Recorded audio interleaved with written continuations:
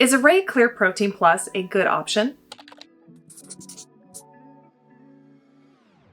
Hi everyone, welcome back to my channel. In today's video, we are going to be reviewing a new product by Arrae known as Arrae Clean Protein Plus, which is basically a collagen and electrolyte supplement. I've done a lot of reviews on collagen before, so I'm looking forward to reviewing this one too. In this video, we'll review their claims, their ingredients, their cost, and I'll let you know at the end of the video if it's actually worth buying. But first, hi, my name is Katie. I'm a registered dietitian and certified personal trainer. My goal with this channel is to help you learn more about nutrition, fitness, and wellness so that you can be your best, whatever that looks like. I also love to do product reviews, so if you have any products or topics you want me to cover, just let me know in the comments below. All right, let's get started. What is Arrae Clear Protein Plus? First of all, I have talked about Arrae in a lot of my videos before, so if you want to learn more about Arrae and their other products, feel free to check out my other videos after you've watched this one. But Clear Protein Plus is an on-the-go powdered supplement that contains 2 proteins, so whey and collagen, as well as electrolytes. The main goal of the product is to help provide hydration through electrolytes, as well as protein to help you meet your protein needs in a convenient way. They say that their product is unique, and hence the name, because it contains clear protein, which basically just means it's a form of protein that's not really milky, that's really commonly found in a lot of protein powders. It runs clear when it's mixed with liquids. They also say their product's unique because it uses easy to absorb proteins, it dissolves easily, it's gut friendly, and contains essential electrolytes for hydration. So let's take a look at the ingredients to see if that's actually the case. If we take a look at the ingredient list, we see that per stick it has 70 calories. Majority of those calories are going to be coming from protein and a little bit of carbs. For the carbs, you see that there is no added sugar to the product, so the carbs are likely coming from the whey protein. Remember that whey protein is derived from milk, and if we take a look at milk, it contains all 3 macronutrients, so fats, carbs, and protein. The carbs that are found in milk are in the form of a disaccharide or milk sugar known as lactose. When we're talking about a whey protein in terms of lactose content, it depends on what type of whey you're working with. Because the product doesn't specify that it is specifically a whey protein isolate, which virtually contains no lactose, it's pretty safe to assume that they're using a mixture, so probably a mixture of whey protein concentrate and whey protein isolate, or just whey protein concentrate on its own, so it's going to have a little bit more lactose. With that being said, the lactose content is still going to be pretty low, so majority of people shouldn't have any issues digesting this product. In terms of the protein that's added to this product, and that's the main star, it comes from 2 main sources. So like we talked about already, whey protein as well as collagen peptides. And for both of these types of proteins, they come from cows. When they combine these 2 proteins together, they provide 15 grams of protein per stick. So let's briefly talk about each protein. For whey protein, they use hydrolyzed whey protein. Whenever you see the word hydrolyzed, you'll see it a lot with protein powders or collagen powders, but really all hydrolyzed means is that it's been broken down into smaller pieces. And this helps to increase absorption. Keep in mind that the majority of people can digest whey protein very, very well. That's why it's considered one of the gold standards for protein powders, because it's really easily digested and very high quality. For some people who are very sensitive, they may have difficulties digesting whey protein, so having it hydrolyzed does help a bit. Now, Arrae is correct in saying that their protein contains all 9 essential amino acids, but we can say this about any whey protein powder. And like I mentioned, whey protein is considered the gold standard for protein powders because of its ideal amino acid profile. Arrae also says that this type of protein is important for building muscle and supporting exercise recovery, which is also very true. With whey protein, it contains a very good mixture of a variety of amino acids, but in particular branched chain amino acids, which are important for muscle protein synthesis or muscle building. One branched chain amino acid in particular that we want to pay attention to is leucine. If you've ever watched any of my videos before, you'll know that I love to see when a company provides an amino acid profile on their label. This just helps us understand what amino acids are in the product, in what amount, and if you're specifically looking to build muscle, is there sufficient leucine in it? And ideally, you want to see about 2.5 grams of leucine or more. Unfortunately, Arrae does not provide an amino acid profile, so we don't know the exact composition of this product. But we can make a couple assumptions based on the total amount of protein in this product, which is 15 grams of protein from both whey protein and collagen peptides. So because it's a combination of 2 different proteins within 15 grams, I highly doubt that it meets that 2.5 gram leucine threshold that I'm looking for. On top of that, when it comes to protein powders, I like to see products have at least 20 grams of whey protein isolate or another protein powder powder per scoop. So clearly at 15 grams, and there's a mixture of 2 different proteins, it's well below that. And on top of that, we don't know how much whey versus collagen peptides is in this product because Arrae just provides a total amount of protein. It doesn't specify the exact dose of each ingredient. So I would love them to be more specific about this. If we assume that the ingredients are equal, which I doubt, then because there's 2 ingredients and it's 15 grams total protein, that gives about 7.5 grams per ingredient. So if we assume there's 7.5 grams of whey protein in this product, that is not enough to stimulate muscle protein synthesis on its own. Potentially, if you are already consuming a high protein diet or you're also taking protein in another way, this could be a nice top off, but it's not going to do much on its own. Then we have bovine collagen peptides, and whenever you see the word bovine, that just means it comes from a cow. When it comes to collagen peptides, this just means that the collagen molecule has been broken down into smaller peptides, which are just long chains of amino acids. And both bovine, so coming from a cow, and marine, coming from a fish, are very high quality forms of collagen. And they have been shown in research to be effective in supporting skin health, particularly with supporting skin elasticity and reducing the appearance of fine lines and wrinkles. So again, Arrae's statements here are true. When they say it's pre-digested, they just mean what I just talked about, where the collagen molecule has been broken down into smaller pieces. In collagen, there are 3 amino acids that are abundant. This includes glycine, proline, and hydroxyproline. And these play a key role in collagen formation in the skin and throughout the body. When it comes to the dosing in collagen, it ranges quite a bit when you're looking at research studies. Some research has found results in using doses as low as 2 grams, I think that's on the low end, and upwards of 20 grams, which is on the high end. Personally, I like to kind of go smack dab in the middle, and I prefer collagen powders that have around 10 grams give or take per serving. Since we don't know the exact dose of collagen in this product, and we use that assumption that there's about 7.5 grams per protein source, that's within the range of research, so it's a decent dose. So when it comes to the collagen in this product, the collagen type is good and the dose is likely adequate. So while the collagen is good, I do think that the whey protein in this product is way too low. Okay, so next we have the electrolytes. Within this mix, there's sodium, potassium, and magnesium, and these are certainly important electrolytes and minerals. When it comes to hydration in particular, there are 2 main electrolytes that we want to pay attention to. This includes sodium and potassium, because these are the main ones that are lost through sweat, and they're the main ones that are going to help increase hydration levels in people that need it. For sodium, this product has 500 milligrams, which is a pretty high amount. However, it's not unreasonable to find 500 milligrams of sodium in an electrolyte powder. Here's the thing about electrolytes, it's not a clear answer as to whether or not you need them. I do think that they can be highly beneficial for some people, particularly athletes, people who are sweating a lot, whether it's because of physical activity, they're in saunas, or they work a really high labor job in the heat, or if they consume a pretty unprocessed diet where they might not be getting a lot of sodium. So in those cases, having an electrolyte powder as needed can be very, very helpful. However, the majority of people do consume a pretty high sodium diet already, and likely having more sodium isn't going to do that much extra for them, especially if they're not doing really high intensity exercise where they're going to be sweating a lot. So if you're sitting inside in a nice air-conditioned place and you don't really exert yourself too much, you probably don't need this amount of sodium, at least on a daily basis. The other issue with this amount of sodium in the product is that because there's 500 milligrams of sodium and people really don't need to be adding that much extra per day, you probably don't need to have it every single day. However, if you want those collagen peptides to help, you do need to consume them on a pretty routine basis. So these 2 things kind of oppose one another. Personally, I do like to take collagen powder, not this product, but I like to take it every day. Actually, sometimes a couple times a day, because I just add it to my coffee and I really enjoy it that way. So personally for me, I rather actually just buy each product individually and use them as I feel like I need to. So for example, I'll use the collagen powder every single day. For whey protein, I'll use it when I feel like I need to, or I'm not getting enough protein for the day. And then electrolyte powder is the same thing. When you start mixing these types of ingredients together, sometimes you're taking certain ingredients unnecessarily. And when it comes to that amount of sodium, I just don't think the average person really needs to be adding that to their routine every single day. Then we have potassium at 200 milligrams. And this is an okay amount for an electrolyte powder. It's not crazy, it's not too low. When coupled with sodium, this can help hydration levels. Then we have magnesium. Now, magnesium doesn't really play the biggest role in hydration, but it is important as an electrolyte. And magnesium is used in over 300 different reactions in the body, but magnesium is very important for our muscle health, in particular with contraction and just general function. And it comes in a dose of 60 milligrams in dimagnesium malate. This isn't a really well-known form of magnesium for most people, but Arrae likely adds this to the product because it digests well and it's easy on the stomach. For the dose, dose, it is okay. The amount of magnesium in this product is likely 60 milligrams because in the US and Canada it is required to put the elemental amount of magnesium, so the actual amount of magnesium on the label. The magnesium in this product isn't terrible, but it's just that sort of thing that if you feel like you need to take a magnesium supplement, you're better off just taking a magnesium supplement on its own because it's going to be in a slightly higher dose rather than this all-in-one supplement that's going to be on the lower end. Okay, so finally let's talk about the last few ingredients. So we see that there's malic and citric acid, and these are likely added to enhance the flavor, particularly with tanginess, and also improve product stability. There's also natural flavoring added to this product, and that's just to help it taste good. They don't specify what that flavor is, but when you see natural flavor, it just means that it's derived from a natural source such as a plant. That being said, it still undergoes quite a bit of processing. Then we have Ono Sweet, which is also known as fermented Reb M. So the ingredient Reb M is most often from the stevia plant. So